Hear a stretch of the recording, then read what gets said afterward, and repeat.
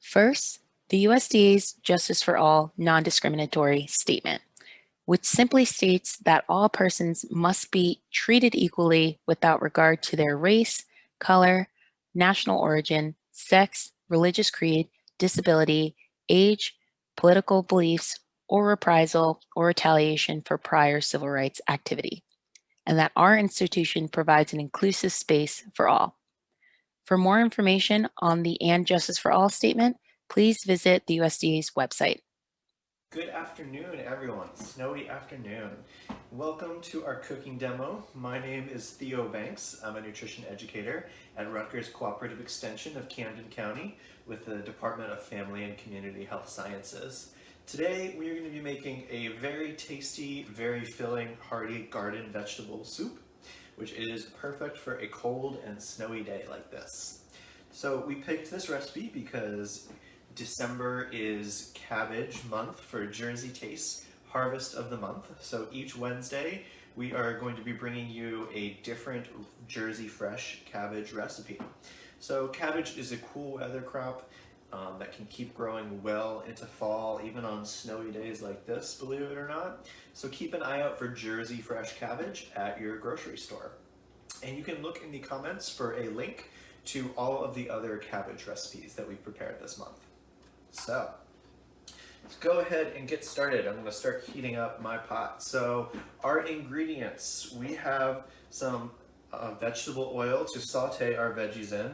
I'm going to put it in right now to give our pot some time to heat up. And I'm using a pressure cooker today, but that's just because it worked better in this space. I would usually be making this recipe on my stovetop. No fancy appliances needed for this recipe. So we have our vegetable oil. We have, for veggies today, we have 2 carrots that have been peeled and sliced.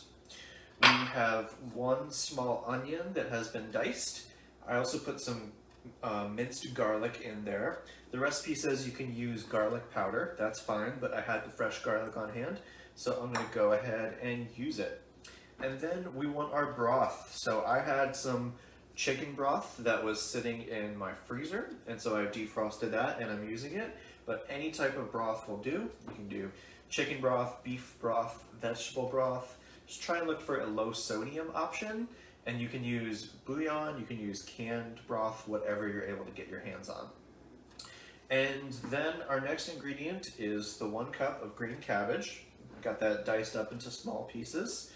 And for some extra veggies, I've got a can of diced tomatoes, a can of green beans, and the recipe calls for 1 zucchini that's been chopped. I was not able to find zucchini. It's not in season right now, so it wasn't at my grocery store. So instead, I'm substituting a can of sliced mushrooms, which should be pretty similar. And then for our seasonings today, we've got some Italian seasoning mix, added some salt, and some lemon cracked pepper in there as well. So, first step to start cooking this recipe, we have our saucepan heated up, got our vegetable oil in there, so I am going to throw in our onions.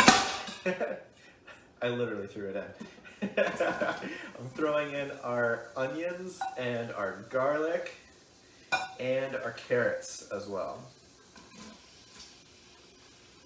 And we're going to let that saute for about 5 minutes.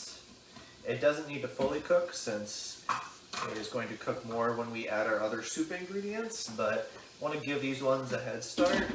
And even if they brown a little bit, that's going to add some nice flavor to our soup. If I can get this lid on. Alright, so we will let that saute for a few minutes, and while that is sauteing, we can talk about how to turn this recipe into a full My Plate meal. So for all our recipes, we like to talk about how this recipe fits into My Plate and how we can turn it into a healthy, balanced meal using as many of the 5 food groups on My Plate as possible. So today's recipe, just like the last few we've cooked, has a lot of veggies, which is really great. We want our plate to be halfway filled with fruits and veggies, and this recipe has a good chance of doing that depending on our serving size. And one other thing to note is we have a decent variety of different colors of fruits and veggies in here. So we have our onions and our garlic, our white veggies. We have our carrots as an orange. We have some diced tomatoes, which are red. We've got plenty of green between the green beans and the cabbage, and we've even got some brown with the mushrooms. So that is a great variety of different colors of fruits and veggies. We know that different colors of fruits and veggies have different vitamins and minerals and nutrients in them, so it's fantastic that we were able to assemble a recipe that has so many different colors of fruits and veggies in it. So we know we're set with the fruits and veggies. This recipe has plenty of them in there, and if we have a big enough serving, we could get, a full serving of those from this meal alone. If we wanted to add a grain to this meal, one thing we could do is we could add brown rice to the soup. You could throw it right in there. You could cook everything together, or you could serve it with a piece of whole grain bread. And both of those options are examples of whole grains, which is going to add fiber to the meal, which is going to make it more filling. So it can be very helpful. I know sometimes you have a bowl of soup and it's filling at the time, but you get hungry pretty quickly afterwards. Having such hearty vegetables in there and having the fiber from adding a whole grain to it is going to go a long way towards making it a more filling meal that keeps you satisfied for a longer period of time. So we could also add a lean protein source to this meal. Lean protein is one that is low in fat, especially saturated fat, which is in a lot of animal-based proteins and something we want to limit. So one thing we could do is we could add a lean meat. We could add shredded chicken to the soup. We could cook up some turkey sausage and dice it and throw it in there. But I think this is a great opportunity to use some plant-based proteins, which we know are often really cost effective. They can be very inexpensive, and they're easy to prepare as well. So you could add some small white beans or some lentils to this recipe. Both of those would go a long way towards making it really hearty, really filling. It would add protein, and it would add even more fiber to make this a really filling, satisfying meal. What I'm going to do later on when I eat this is I'm going to make a frittata, which is kind of like a baked omelet to go as a side with this meal. And the eggs in that frittata are going to be a really good source of protein. So that's something I'm going to have on the side to make this more of a complete meal.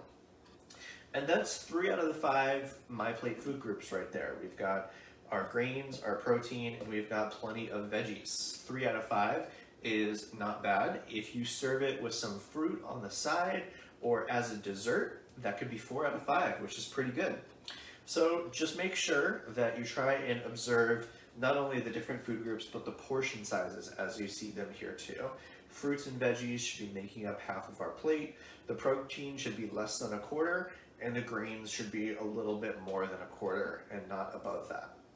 Something to keep in mind as we are trying to assemble healthy, balanced meals for us and our families. All right, so our veggies have been simmering for a couple minutes now. Sounds like it cooled down a little bit when I had the lid on there, but they've definitely cooked a little bit. And so what I'm going to do now is I'm going to add everything in. I'm going to start with the broth. Move this a little bit more so it's more in frame.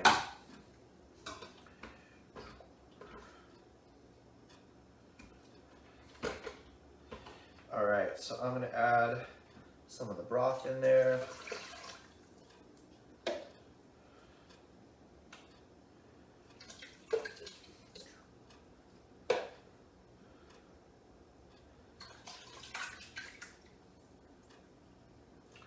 And then I'm going to add my cabbage.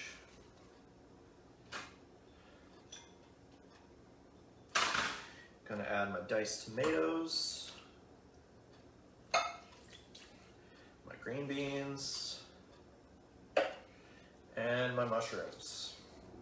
And I cannot forget the seasonings, the Italian seasoning, the cracked pepper, and the salt. All right, so now everything is fully assembled. Gonna mix it up. And so the next instruction is to put this on high on your stovetop and let it come to a boil.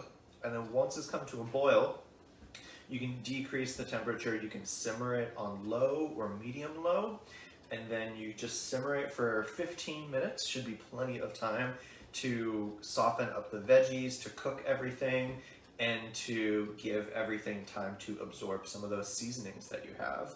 So about 15 minutes of simmering, and then this recipe can be good to go. So the prep that I did before this video only took me about 10 minutes to chop up those veggies, drain and rinse the cans to remove the excess sodium. And then the actual cook time for this recipe was 5 minutes to saute the veggies, maybe 5 or 10 minutes for everything to come to a boil, and then another 15 minutes to simmer everything. So this recipe could easily be finished within 30 minutes. So this could be a weeknight meal, or this could be something that you make on the weekend to serve throughout the week. Can be a pretty versatile recipe. And speaking of versatile recipes, the great thing about this recipe is that you can use whatever veggies, whatever ingredients you have on hand. This is one of those fridge cleaning recipes where you can take all the veggies that you have sitting in your crisper drawer, and you can throw them in a pot, add some tasty seasonings, add some hearty broth, maybe add some beans or a protein source like that, and it's going to be a good and filling recipe. So, thank you to everyone who tuned in to this cooking demo and all of our cooking demos in our Jersey Taste Cabbage series. I hope you enjoyed this series. If you have questions or comments, we'd really love to hear from you. We hope to be back after the holidays to cook some more Jersey Taste cooking demos based on different months' harvests of the month. So let us know what you would like to see. We hope to see you soon. Happy holidays.